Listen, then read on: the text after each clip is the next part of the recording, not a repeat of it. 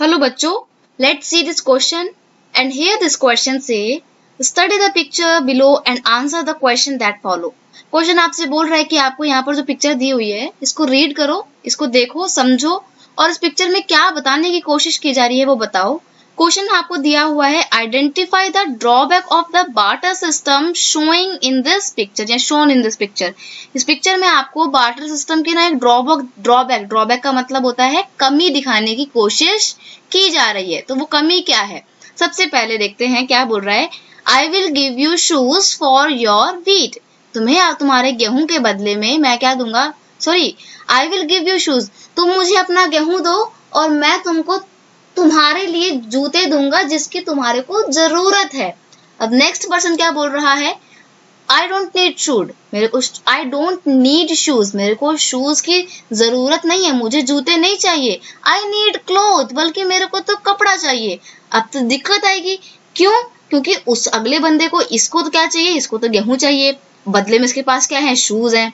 और इसको तो शूज नहीं चाहिए ना, इसके पास गेहूं तो है, नो डाउट इसको दे सकता है, लेकिन क्यों देगा इसको, इसके पास बदले में देने के लिए क्लोथ तो है ही नहीं जिसकी इसको जरूरत है. तो ऐसे में दिक्कत आ गई ना, ये दोनों के पास चीजें तो हैं लेकिन एक्सचेंज नहीं कर पा रहे हैं. तो अगर इनके पास पैसा होता तो क्या करते, ये अपने जूते बेचता किसी को और बदले में जो पैसे मिलते हैं उस पैसे से ये गेहूं खरीद लेता.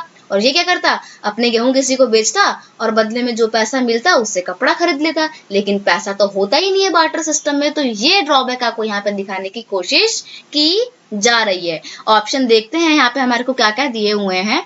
Lack of common measurement, common measurement की कमी. मेजरमेंट का तो सवाल ही पैदा नहीं होता, कहाँ गेहूं और कहाँ जूते, तो मेजरमेंट तो कर ही नहीं सकते. नेक्स्ट है lack of storage value, storage value नहीं है, या फिर lack of double coincidence of bonds या ऑल ऑफ द अबव. तो देखो मेजरमेंट की कोई बात होती नहीं है यहाँ पे, तो ये वाला ऑप्शन एलिमिनेट हो जाएगा. और अगर ये ऑप्शन एलिमिनेट हो गया तो ऑल ऑफ अबव वाला जो है वो भी ऑप्शन एलिमिनेट हो जाएगा. प्लस यहाँ पे स्टोरेज की कोई बात हो नहीं रही है तो ये भी ऑप्शन आपका बिल्कुल सही नहीं होगा.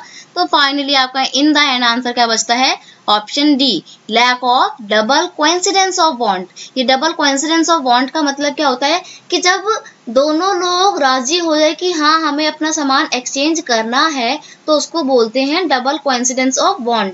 और बार्टर सिस्टम में डबल कोइंसिडेंस ऑफ बॉन्ड मिलना बहुत मुश्किल होता है. आप कहाँ तक ढूंढते फिरोगे कि हाँ आपको शूज चाहिए, सॉरी आपको कपड़ा चाहिए और आपके पास गेहूं है. अब कौन आपका गेहूं खरीदेगा और कौन बदले में आपको आपका कपड़ा, उसका कपड़ा देगा, क्या पता उसको गेहूं की जरूरत ही ना हो. तो ऐसे में ना चीजें बहुत मुश्किल हो जाती है. तो यहाँ पर हमारे क्वेश्चन का जो की कॉन्सेप्ट था वो क्या था, वो था बार्टर सिस्टम, क्योंकि हमने बार्टर सिस्टम के बारे में यहाँ पे जाना. बार्टर सिस्टम समझ गए ना, वस्तु विनिमय पद्धति इसको हिंदी में बोला जाता है, यानी कि चीजों को एक्सचेंज करते हैं, पैसा नहीं होता है. It is system of exchange of goods and services between two और more people without using money. आप चीजों को तो एक्सचेंज करते हैं लेकिन पैसों का इस्तेमाल नहीं करते हैं. तो यहाँ पर यही ड्रॉबैक दिखाने की कोशिश की जा रही है कि यहाँ पर इनके बीच में एक डबल कॉन्सिडेंस ऑफ बॉन्ड्स जो होता है ना वो बन नहीं पा रहा है, क्योंकि दोनों को एक दूसरे के सामान की जरूरत है नहीं. तो यहाँ पर आपका ऑप्शन सी जो है वो बिल्कुल सही आंसर हो जाएगा. I hope you understand it well. Best of luck.